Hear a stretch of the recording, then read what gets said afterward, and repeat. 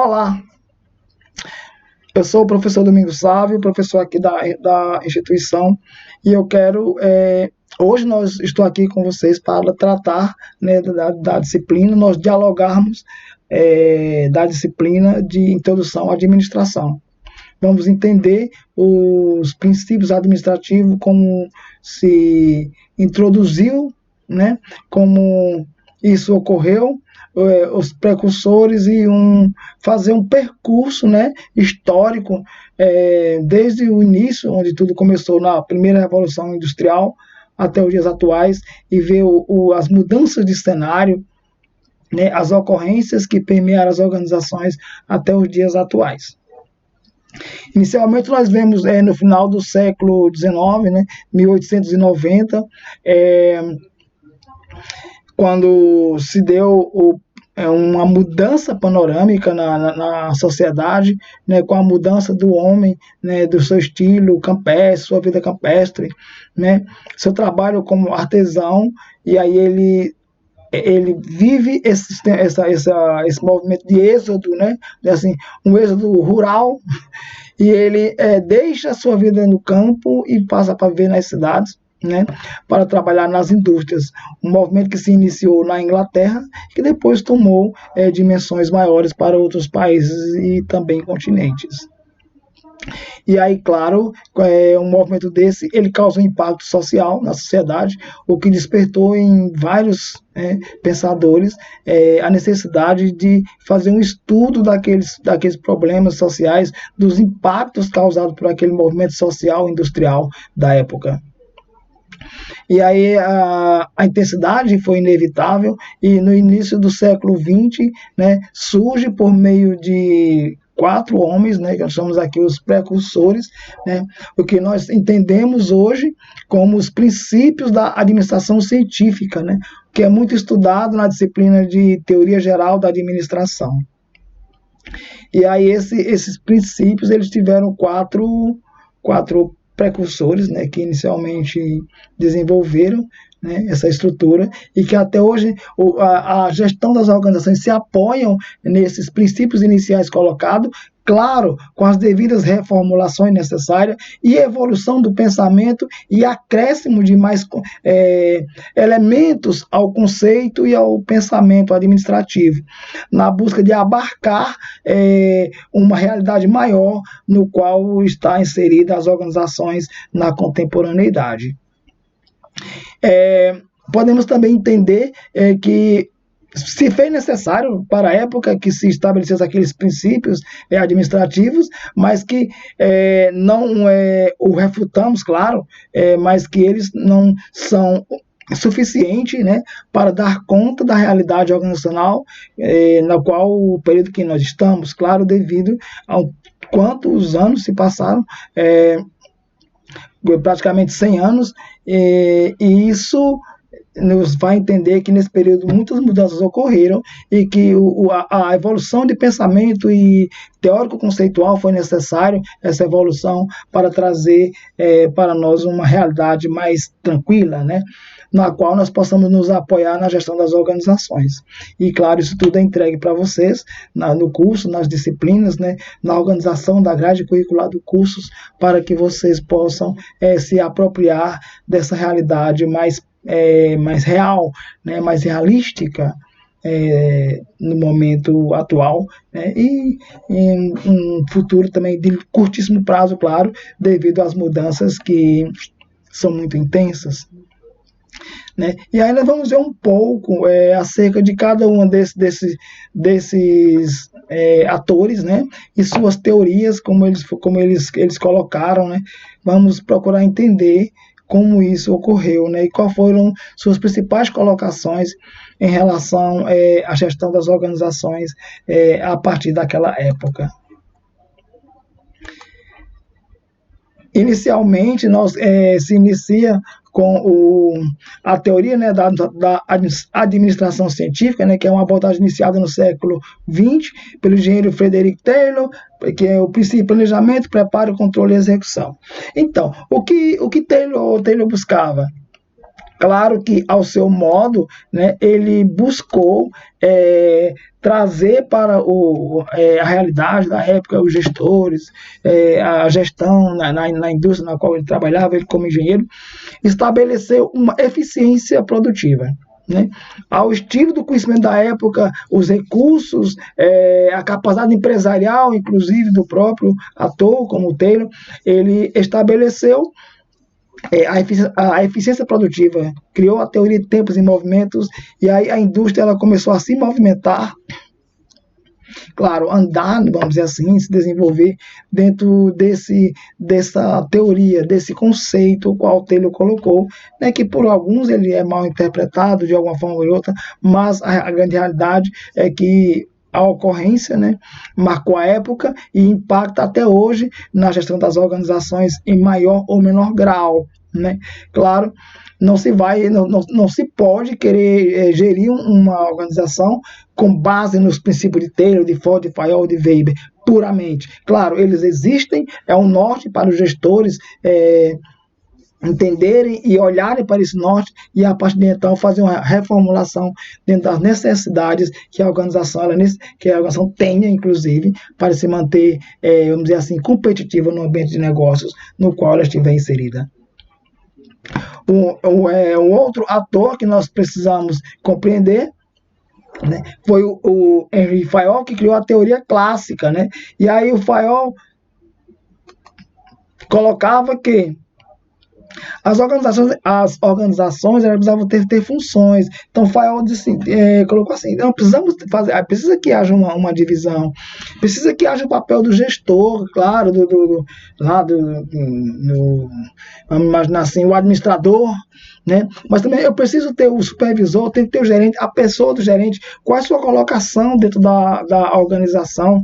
Então, assim, se estabeleceu o que nós chamamos hoje de organograma, os departamentos, recursos humanos, finanças, parte de controladoria, vendas, ou seja, essa estruturação organizacional, né, que tornava todo o sistema clássico, né? Ou seja, de uma forma tranquila, mais fácil de ser gerido, inclusive. Então, o que ficou conhecido como a teoria clássica, né? Que seguia a teoria da administração científica colocada por Taylor. Em seguida veio a teoria da burocracia, né? Que foi também assim um marco, né? Foi criada por Max Weber, que se relacionava à estrutura organizacional, mas também ele colocava que a organização é uma burocracia, existem formalidades, características próprias que precisavam ser muito bem estabelecidas e trabalhadas, inclusive, né, utilizadas de uma forma, vamos dizer assim, inteligente, para que contribuísse com a eficiência da organização, como colocado lá atrás, então, por Fayol e por Taylor, né, entre suas colocações concomitantes. Também tivemos outro ator que foi o Henry Ford, que criou a produção em massa. Então a indústria começou a tomar uma velocidade de produção bastante acelerada. E nessa velocidade de aceleração se configurou, né, o que nós chamamos hoje, até mesmo dentro do pensamento da engenharia de produção, sistema de manufatura, ou seja, uma produção em alta escala, que foi o que o Ford iniciou, né, a produção do seu carro, o lendário T-18, que veio a ser um marco para a época em termos de produção e vendas.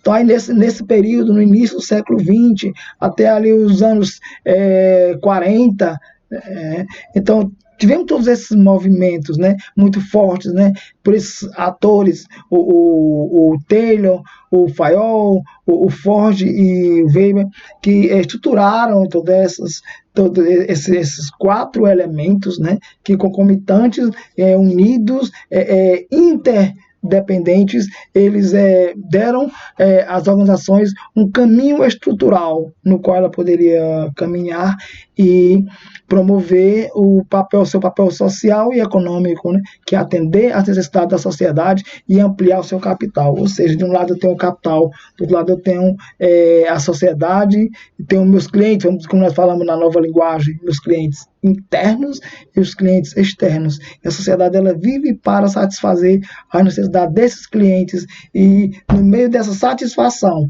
ou na busca e alcance dessa satisfação, ela amplia seu capital, como entendendo que ela está cumprindo o seu papel econômico, né? O seu papel empresarial propriamente dito. Então isso é que a gestão no século XXI ela tem se tornado mais intensa.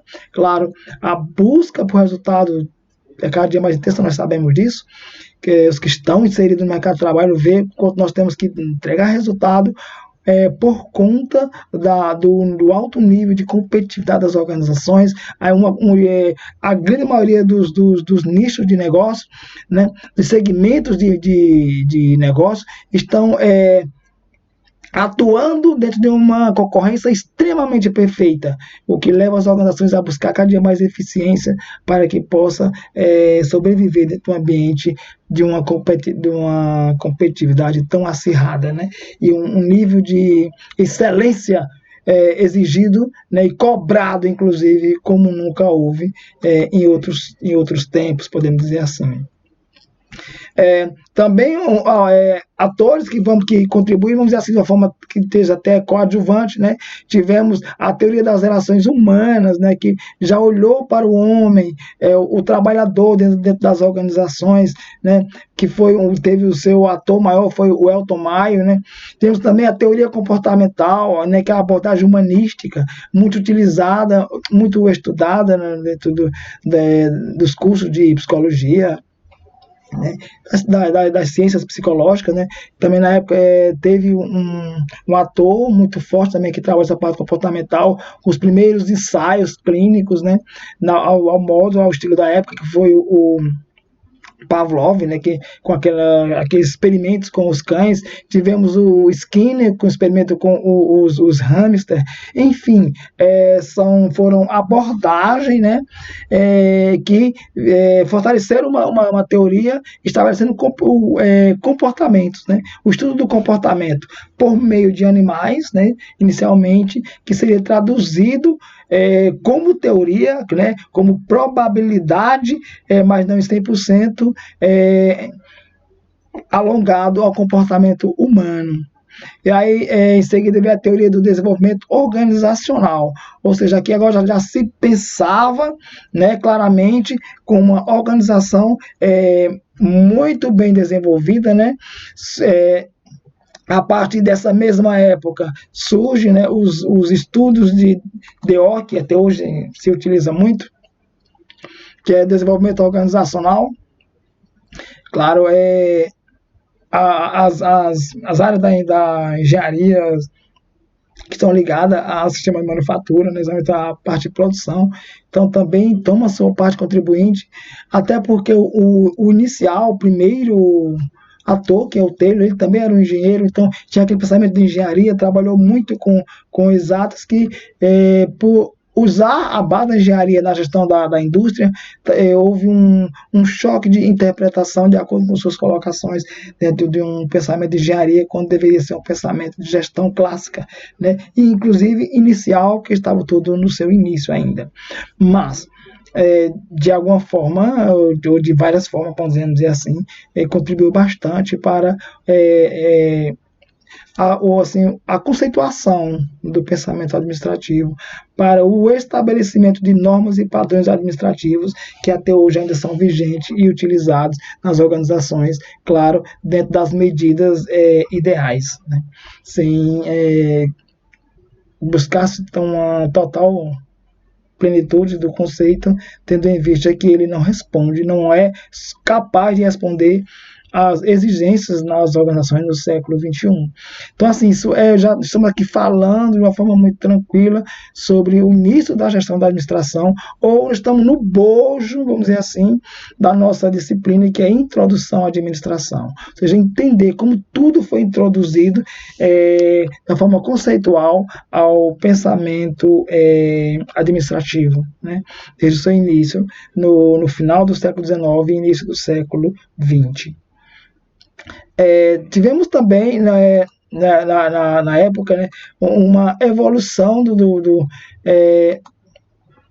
das colocações, né, dos atores, dos gestores da época, né, onde se buscou evoluir, né, nessa parte conceitual, nessa visão de base teórica, e se foi em busca de melhoria de processos, entendendo a organização como um componente vivo e o sistema produtivo como movido por um conjunto de processos. Então, assim, já se entendeu que era necessário trabalhar tanto a parte humana das pessoas, claro, que vinha desde o início lá com o Fayol, que ele estruturou o sistema organizacional, dando nome aos atores e distribuindo cada um no seu devido patamar, e veio o Weber com uma colocação, uma abordagem mais sociológica, e começou a introduzir essa questão do relacionamento, a burocracia, as dificuldades, que claro que envolvia também o trabalhador. E então, o administrar de uma organização, ele movido por processo, ele passa por reformulações constantes. Chegamos ao final da Segunda Grande Guerra, muitas mudanças no panorama mundial devido aos eventos, né, ocorridos tanto nos Estados Unidos como assim, na visão de ataque, como no Japão, na sua visão de defesa, e as consequências vividas por aquele país naquela época devido às colocações, a atuação de outros países, principalmente dos Estados Unidos, sobre o Japão, a destruição do Estado no Japão. Isso tudo levou a uma evolução. Nessa mesma época também surge, né, a estruturação de uma teoria muito importante, que era o PODC, né, que era para então estudar a organização dentro desses 4 níveis, por meio dessas 4 letras, planejar, organizar, direcionar, ou seja, executar, e depois controlar essas execuções, ver o quanto as ações administrativas, as ocorrências, os processos estavam alinhados, caminhando dentro de um alinhamento para a prosperidade organizacional, para a melhoria do panorama das organizações. Isso tudo são questões introdutórias do início da gestão das organizações, né? Isso assim, as mudanças constantes no ambiente de negócio, movido por incertezas e ambiguidades, ainda acontece até os dias atuais, né? Nós estamos falando em incerteza, nunca se viveu tanta incerteza como estamos no momento em relação à gestão das organizações. As mudanças constantes, elas não ocorrem agora assim em um intervalo de 5 anos, como foi no passado, até 10 anos, porque, por exemplo, do início de quando o Taylor começou suas colocações até uma mudança maior, se passaram mais de 20 anos. Hoje as mudanças elas são em menos de 1 ano. São muito constantes, estão muito aceleradas. E o pensamento administrativo e a ação do gestor tem que acompanhar essas mudanças. Não é assim, digamos, um aconselhamento, é uma prerrogativa em relação à sobrevivência das organizações, inclusive dos postos de trabalho, do próprio gestor também, enquanto trabalhador, componente do corpo funcional de uma organização. Então, assim, é necessário que tenhamos os conhecimentos, né, mesmo que introdutórios, mas que sejam fortalecidos o suficiente para compreender, né, a necessidade de intervenção constante no dia a dia organizacional, na busca da tão sonhada, né, eficiência produtiva, que vai gerar ou vai levar a empresa a um nível de competitividade, a um nível que a coloque, né, à frente dos seus principais concorrentes, né? Falando em concorrentes, em uma colocação já um pouco passada, porque hoje que nós falamos dentro da gestão que não existe mais o concorrente, agora nós temos parceiros, são os parceiros do meu negócio, né? Isso, as organizações elas estão se ampliando por meio de parcerias. É muito mais tranquilo eu ter o meu vizinho do lado como meu parceiro e caminharmos juntos e prosperando juntos, do que ele ser meu concorrente e eu concorrente dele e ficar tentando aqui ver quem consegue matar o outro primeiro. Então esse é um pensamento administrativo retrógrado, né, que já não se aplica mais devido às intensas mudanças que exigem que as empresas se alinhem, né, umas às outras para sobreviver a essas mudanças que são muito intensas e, vamos dizer assim, cruéis, inclusive, para as organizações e os gestores. Bem complexo, mas assim, é o que se observa na realidade organizacional. E aí a gente coloca aqui organização como etapa do processo de administração que agrupa e estrutura os recursos organizacionais, né? Ou seja, nesse caminho de estruturar, nessa busca de compor, né, essa estruturação, né, ela necessita estabelecer esses mecanismos de comunicação e coordenação entre os seus membros, de forma a permitir que se alcance os objetivos estabelecidos de modo eficiente. Ou seja, vamos dizer assim, se estabelece, se pratica, né, essa comunicação e essa coordenação muito bem entre os vários atores, vários departamentos, ou se coloca em risco a eficiência organizacional. Quando se permite, né, colocar em risco essa eficiência, automaticamente está se permitindo também perder a capacidade ou se afastar, vamos dizer assim, da probabilidade, das possibilidades de ser uma empresa competitiva, de ser uma empresa que ela se posicione além, né, dos seus principais parceiros, né, uma empresa que se destaca, vamos dizer assim, diante das outras, pela sua maneira de gerir, né, pelo seu estilo de liderança, né, seu modelo de gestão. E aí tem esses 3 elementos que eles são importantíssimos nessa hora para serem levados em consideração e praticados, claro, que é a liderança, a gestão e essa visão sistêmica. Quando estamos falando em liderança, estamos falando a maneira como o ator ali que está à frente de uma equipe, ele faz suas colocações, ele direciona as ações da sua equipe, ele se postura como um ponto de observação, de inflexão a ser validado e seguido por essa equipe, e aquele ator que vai gerar o que nós chamamos de cultura organizacional para que a gestão ela atue sobre essa liderança. Ou seja, de um lado eu tenho a liderança que cria a cultura, cria as normas, cria a lei, as leis organizacionais, né? As normas. Do outro lado eu tenho a gestão, que é a ação em si do todo organizacional que vai atuar sobre esses pilares, essas bases da liderança.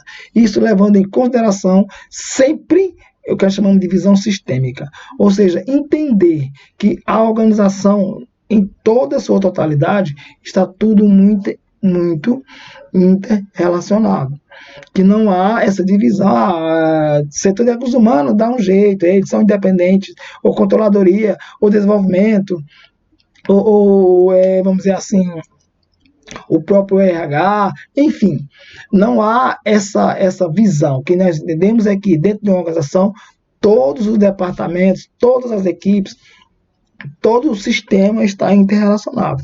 Ao mesmo tempo que eles estão um separado do outro, eles estão ligados pelo pensamento administrativo e pela busca de alcance e entregue de resultados de um objetivo que é comum a todos, que atende pelo nome de objetivo ou objetivos organizacionais. Isso é percebido de uma forma muito clara, né, para que haja a eficiência, né, e se observe o quanto a empresa, a organização, ela cumpre o seu papel social, né, que é atender a uma sociedade, né, dentro de suas especificações, buscando satisfazê-los completamente, né? Que a gente chamamos de conseguir traduzir, né? De uma forma muito clara, muito tranquila, os desejos dos clientes em especificações nos produtos e serviços, né? Fazer esse transpor do que o cliente está desejando, então esse desejo ele ser acoplado, ser colocado dentro dos produtos e serviços que serão entregues para esse cliente. É a proposição central de uma organização quanto à sua função social. E aí vem a estrutura organizacional, né, que define como as tarefas são formalmente distribuídas, agrupadas e coordenadas. Ou seja, isso aí é bem o papel do líder, né? Definir quais serão as tarefas, definir os processos, como eles devem ser estruturados, devem ser executados, até o seu tempo de execução, seus modos operantes, né, que serão, vamos chamar aqui de os procedimentos das pessoas, e a partir de então, a gestão ela fica gerindo, atuando sobre essas colocações iniciais do líder, né? Definir como os temas de suporte e relacionamentos consistentes entre as várias posições dentro de uma organização, ou seja, existem as atividades principais de organização e também tem as atividades que são de suporte, né, que dão condições para que aquelas principais elas sejam executadas de uma forma eficiente, de uma forma correta, né, assim, né, como se fosse assim, uma coluna em suas sustentações. Ou seja, a estrutura organizacional é da mesma forma, né? Assim como existe a liderança, o líder precisa de uma equipe que o apoie, uma equipe que dê a ele a percepção tranquila de que os objetivos serão alcançados. Ou seja, então tem um líder como um papel central e tem uma equipe nesse momento como apoio ao líder, né, dando sua contribuição real para o alcance dos objetivos organizacionais, né? Temos que entender que mesmo nesse caminho, né, nós temos o que nós chamamos de os jogos, né, os jogos organizacionais, né, os famosos jogos de poder, né, e autoridade. Ou seja, a organização ela é movida, ao mesmo passo que ela tem a liderança, né, tem o seu sistema de liderança, ela também tem seus jogos de poder que atuam, né, muitas vezes pelos bastidores, mas isso acontece. E a gente tem que levar em consideração essas colocações. E aí, dentro desse jogo, como podemos dizer assim, né, nós temos o comando, né, tem esse poder, essa autoridade e responsabilidade, que é um comando, um jogo de poder, tem aquilo que é um direito legal do líder, né, claro, comandar uma equipe, determinar as responsabilidades, os processos a serem desenvolvidos, delineia, assim, delinear as metas organizacionais, né? Isso aí são os comandos, né? Mas tem o direito também que é legal a ele, né? De tanto ele como a equipe, né?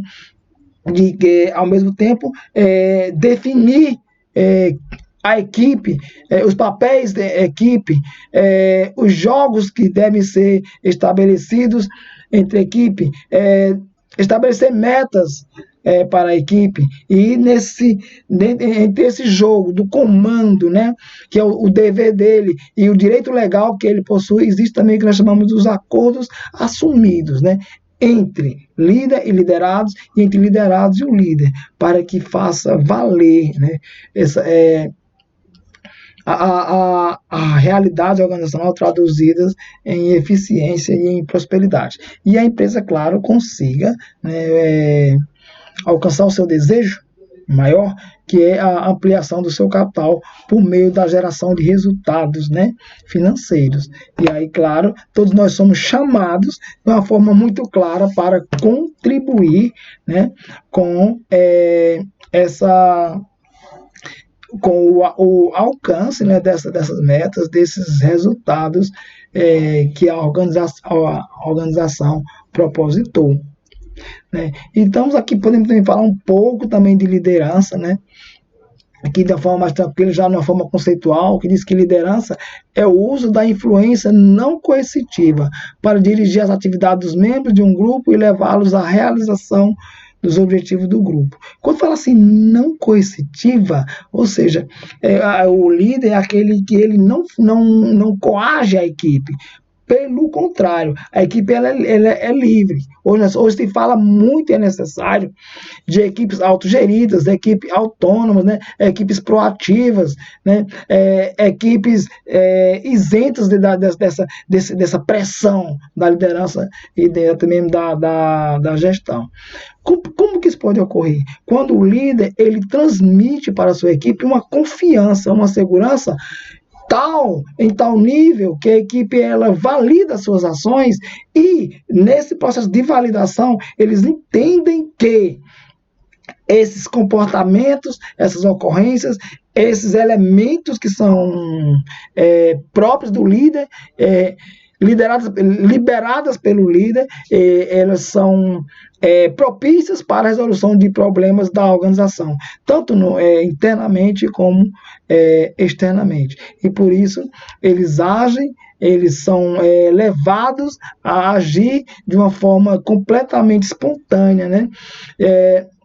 Vamos dizer assim, por si mesmo, eles decidem, né, agir, desenvolver suas ações, colocar em prática os processos dentro dos procedimentos corretos, porque eles entendem que a liderança é algo confiável e seguro e que o que foi transmitido realmente está validado, portanto, pode ser executado. E aí, claro, nós não podemos deixar de falar sobre o estilo de liderança, né? Que, vamos dizer, qual é o mais correto? Não se pode dizer o mais correto, né? É uma liderança democrática, que é aquela liderança ou líder, que ele é focado nas pessoas, ele olha muito a questão das relações, leva em consideração ponto de vista, trabalha muito com insights da equipe, é o líder que gosta muito de reunião com a equipe para ver o ponto em que estão as decisões organizacionais, né? Então como também as decisões da equipe e, claro, sem deixar de se posicionar e se anular enquanto líder, né? Temos o líder que ele é autocrático, que é um líder focado mais nas tarefas. Claro, ele vê as pessoas, mas ele vê muito mais tarefas, trabalha muito com números, é amante de metas e metas astronômicas, né? Então, assim, ele não leva muito em consideração as capacidades humanas, mas muito mais a meta. Temos aquele liberal, né, que alguns autores chamam de laissez-faire, aquele líder que ele nem está como democrático nem autocrático, é meio ausente, nem presente, mais ausente, um líder meio, vamos dizer assim, um tanto alheio às situações, não se envolve muito com a realidade, não se envolve muito com a equipe, não abraça muito as metas, ele mesmo parece que não acredita nas metas, enfim, se torna um cara liberal que acaba por prejudicar a própria equipe, que ela acaba ficando perdida e perdendo o caminho, o rumo e o propósito enquanto equipe. E temos no quarto nível, que é o situacional, né, que é bem adaptável, aquele líder que ele navega entre o democrático e o autocrático e o liberal, dependendo da situação, qual seja a situação, ele atua de uma forma muito tranquila, nesses três pilares, e por isso, assim, ele tem melhor relacionamento, tanto com a organização, o estratégico, porque ele tem suas metas alcançadas de uma forma muito tranquila, como também com a equipe, porque ele tem o seu lado humanista muito bem desenvolvido, e por isso ele tem um poder de influência muito forte sobre a equipe. E então, a gente começamos a entender, né, a importância do líder dentro das organizações, da liderança, da estrutura organizacional. E foi justamente isso que aconteceu logo lá no início, nos princípios, né, no princípio da administração científica, né, com todas aquelas teorias da burocracia, das relações humanas, da estrutura organizacional, tudo isso precisou de um líder. E aqueles homens, os atores, eles foram líderes e que foram, inclusive, validados, né, pelas suas equipes lideradas na época. Isso tem que ser levado em consideração até o dia de hoje, claro, que passando por adaptações. E temos aqui agora, vamos dizer assim, algumas das principais funções organizacionais, né? Vamos dizer assim, as centrais: produção, marketing, pesquisa e desenvolvimento, finanças e recursos humanos. Então, a organização, ela se apropria, né, desses é, esses 5 departamentos, e a partir de então ela coloca em prática tanto seu pensamento administrativo como a sua proposição enquanto organização, né, meio dos departamentos. E como nós já discutimos, a gente tem que entender o seguinte: são departamentos que estão separados, mas estão unidos porque está dentro de um todo organizacional. A gente volta ao nosso diálogo para lá o nosso início, quando nós falamos do pensamento sistêmico, ou seja, entender que as coisas estão interrelacionadas, ao mesmo tempo que estão separadas, elas também estão juntas pelo todo organizacional, que uma ocorrência no recursos humanos pode, com certeza, impactará no financeiro, do financeiro impacta no pesquisa e desenvolvimento, e então assim se dá em toda a organização. Daí entendemos a organização como um todo, um organismo vivo, que é formado por seres humanos, claro, que a organização em si são seres humanos operando, e existe o espaço físico, né, no qual nós observamos, temos vamos dizer assim,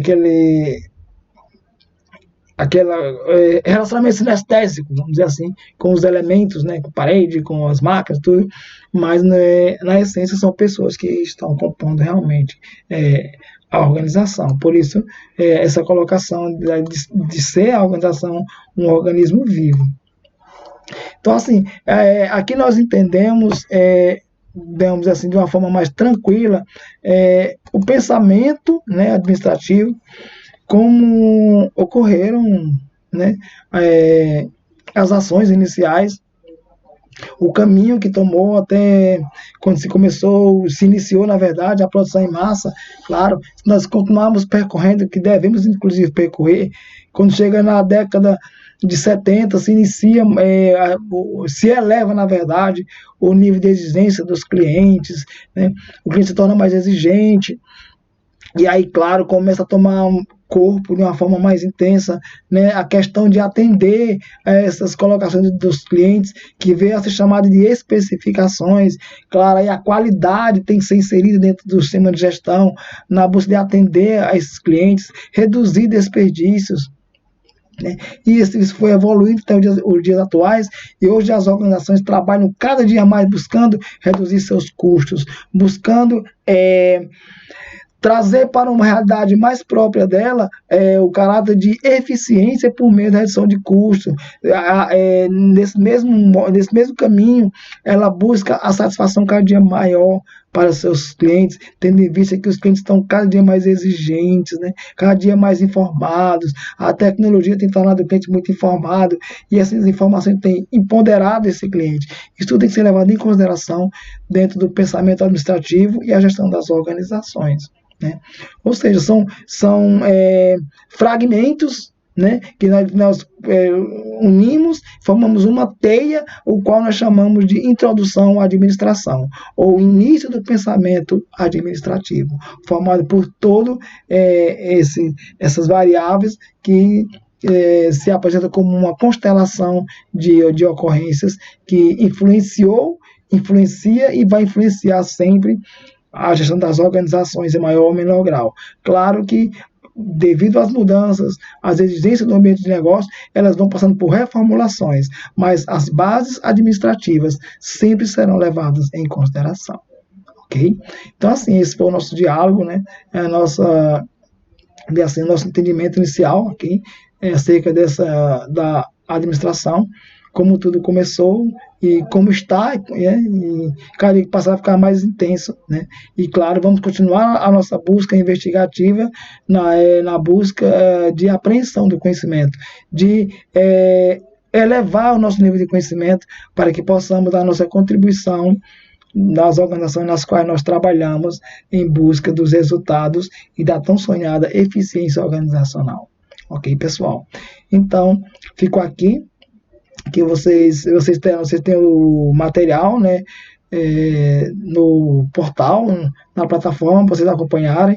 Tem os tutores, para vocês tirarem dúvidas, né? Vocês terão a prova que vão fazer com a unidade 1, unidade 3, né? Aqui, assim, o que nós discutimos aqui, e espero ajudar bastante vocês na compreensão, também na resolução das provas de vocês. Vão lá na plataforma, tira dúvidas, participa dos fóruns, não perde nada, porque tudo isso ajuda, claro, na pontuação que leva para avaliação. E qualquer dúvida que surgir, coloca lá na plataforma, que estamos aqui para contribuir com a mitigação dessas dúvidas, ok? Então, ficamos por aqui. A todos vocês, muito obrigado. Né? Desejo que vocês tenham bons estudos, né? Boa prova, claro, e que possamos nos encontrar em breve para novas discussões teórico-metodológicas acerca de gestão. Muito obrigado.